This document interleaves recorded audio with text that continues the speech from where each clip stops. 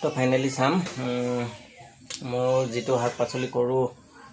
লগতে বেপাৰ কৰে যে মোৰ মালিককেইটাক ফোন কৰি চাওঁ যদি পইচা পাতি মিলামিলি হ'লে মানে ডিব্ৰুগড় যাম নহ'লে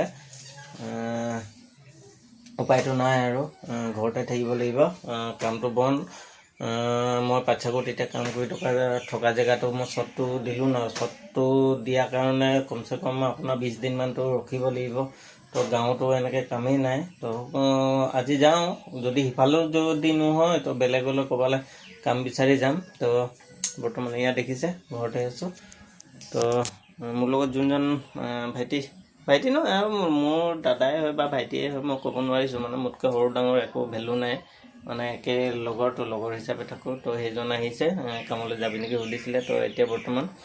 বলক দেখুৱাই দিছোঁ আপোনাক কি কৰি আছে চাওক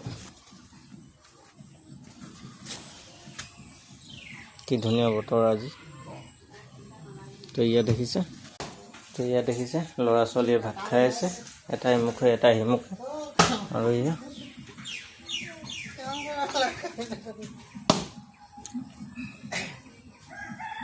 দেখিছে এজন যাম বুলি কৈছিলে এজন খৰি ফালি আছে তো এয়া ৱাইফ চাই আছে খৰি ফালা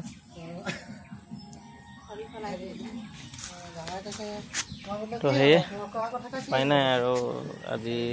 কোনোফালেতো যাব পৰা নাই মই খৰি চৰি ফালিব নোৱাৰোঁ কাৰণে এইজনকে ফলোৱাইছে খৰি তো কালি মোৰ লগত আৰু এজন হেল্পাৰ আছিলে তো কালি সেইজন কাম চাম যাব নোৱাৰিলোঁ কাৰণে ইয়াত দেখিছে কঠীয়া তুলি কালি ইহঁতৰ ট্ৰেক্টৰ আছে মিনি ট্ৰেক্টৰ তো কালি এইডোখৰ হাল বাই দিলে তো আজিৰ ভিডিঅ'টো ইমানতে সামৰণি কৰোঁ আৰু ৱাইফে কৈছিলে যে মেডিকেললৈ যায় তো ৱাইফে পইচা দিব চাগে তাকে চাওঁ ৱাইফকো বিচাৰি চাওঁ পইচা যদি দিয়ে তো মেডিকেললৈ যাম আৰু যদি নিদিয়ে তো উপায়টো নাই আৰু ঘৰতে থাকিব লাগিব